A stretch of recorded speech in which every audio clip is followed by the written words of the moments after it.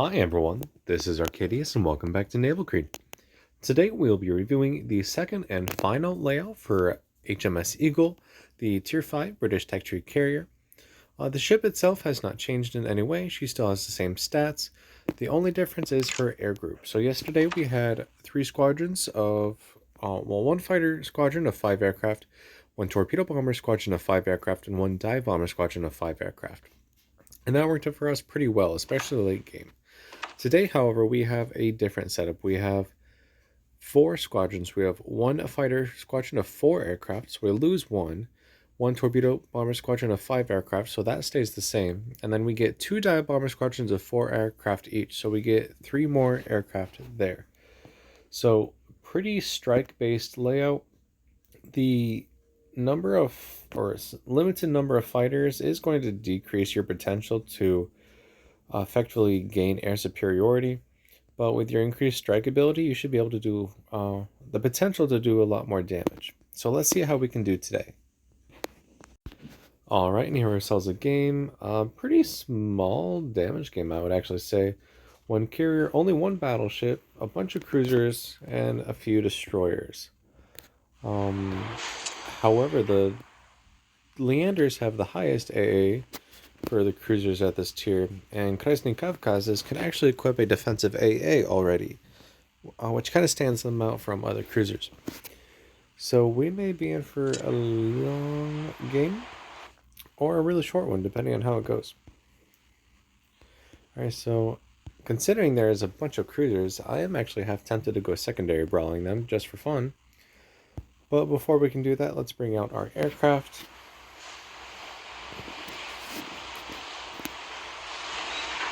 And we just have to wait until we can launch our aircraft and then start attacking ships. So Iron Duke will be a good target. Landers, remember your torpedo bombers are useful, but they're kind of hard to land on target. Or I should say they're not as easy as the other carriers to land on target. Especially with Japanese torpedo bombers, they're so much easier. Alright. Oh, I'm not quite sure why we did that. Dive bombers are going to be your best friend in this case. However, we'll see how good they are in regards to attacking other targets. Alright, so we have a Krasny Kavkaz and a Leander, a Mutsky and a Farragut over here. I'm going to ignore the destroyers. I'm not too worried about it. Now let's bring our dive bombers over here. Where's our torpedo bombers? Hanging up the rear. Okay. So let's use our dive bombers first then. And we're going to try and drop the first Kavkaz here.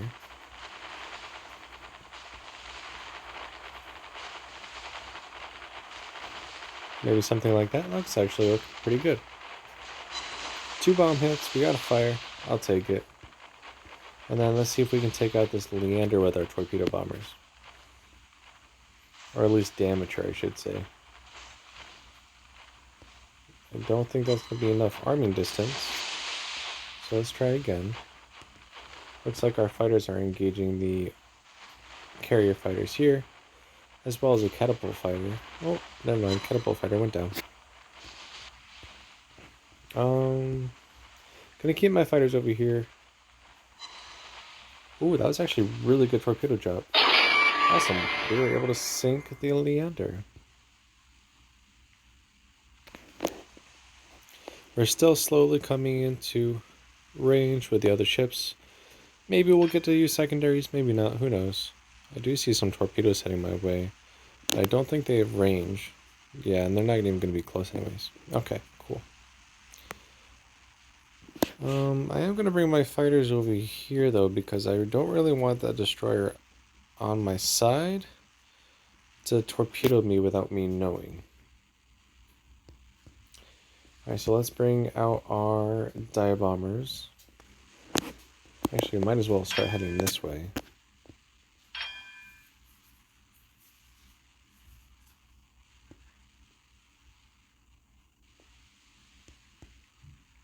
Torpedoes over here. Actually, let's keep our dive bombers over here for right now, just in case we need them on the Iron Duke.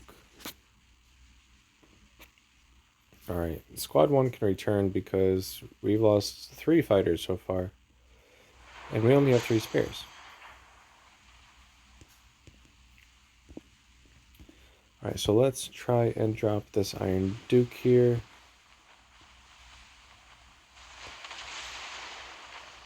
We have a narrow spread now, which is good for us. So 5 torpedoes out. Too much lead. Wow, she's a lot slower than she should be right now. I'm not quite sure why that is. I mean, yes, I can see she's turning, but that shouldn't slow her down to almost nothing.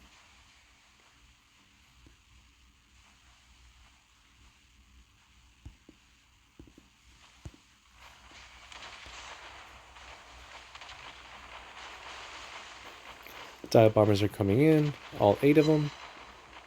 All 8 hit, and we have 3 fires on this ship, so she's going to be burning for a little bit. Not quite sure what the other carrier is doing, but that doesn't really matter.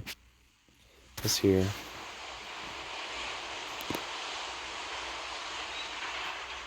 Yeah, she might come in the secondary range here soon. I'm not too worried about it though. Torpedo bombers, you need to come back over here because there is still a destroyer over there.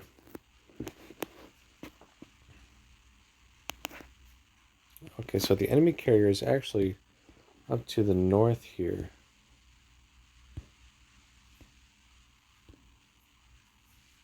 Interesting. Alright.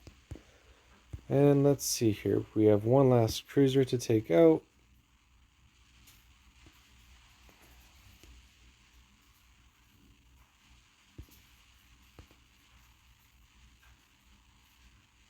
And it doesn't look like we're going to be able to use our secondaries this game.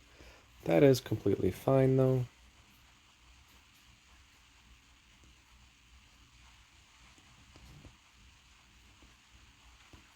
Alright, so our dive bombers are in a better position to attack this cruiser.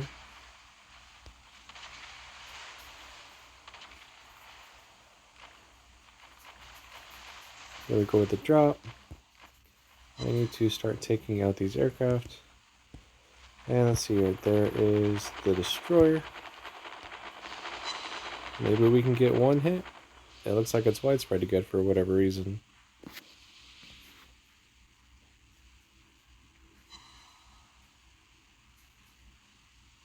It looks like we'll be able to get at least one. Where is our fighters? There they are.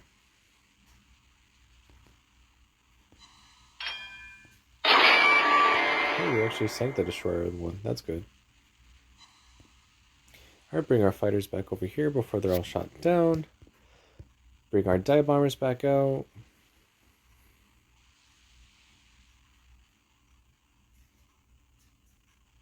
This is actually a really powerful air group. You have enough fighters to effectively take on the squadrons that you'll face at this tier, even if you have one less aircraft. And the added dive bomber group gives you so much more capability. As you saw in the Iron Duke, I was able to set 3 fires and land all of my bomb hits for a considerable amount of damage. So this might be the better setup for this carrier.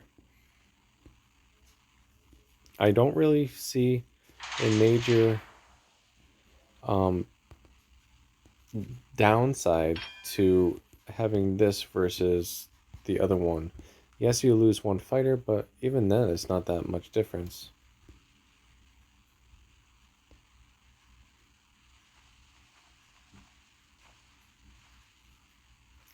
Alright, dive bombing the carrier. Not the best drop, it looks like.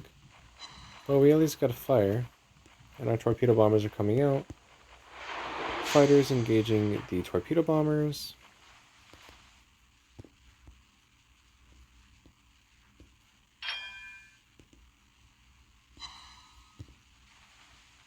Looks like we still have half ammo for our fighters, so we should be able to knock those down.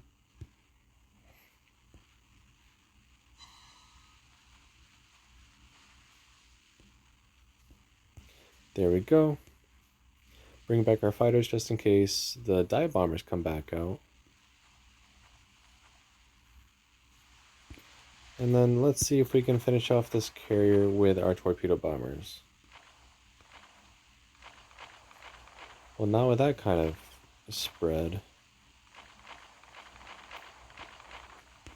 As predicted, there's the dive bombers and a couple more torpedo bombers. 1, 2, can we get 3 torpedoes? No.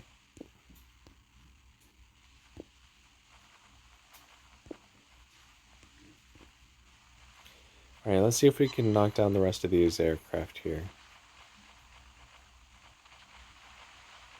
I'm running out of ammo though.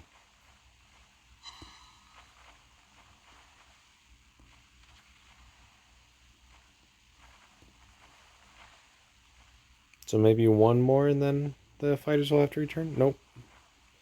So that looks like the amount of aircraft we're going to get here. Where's our ship? Still just chugging along.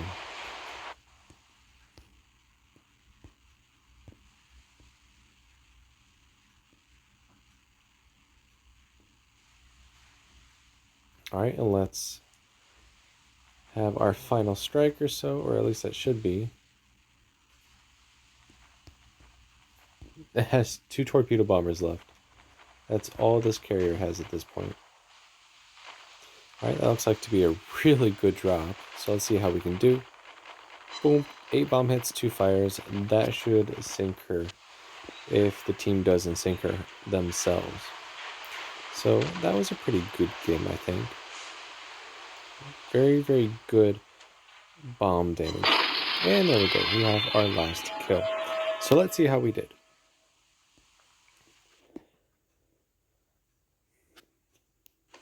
126,000 damage, 3 ships sunk, 9 torpedo hits, 27 bomb hits, 19 aircraft shot down, 9 fires, 2 floodings, and 1 module destroyed for 5,200 base XP, 33,000 damage in fires, 52,000 damage in torpedoes, and 39,000 damage in bombs.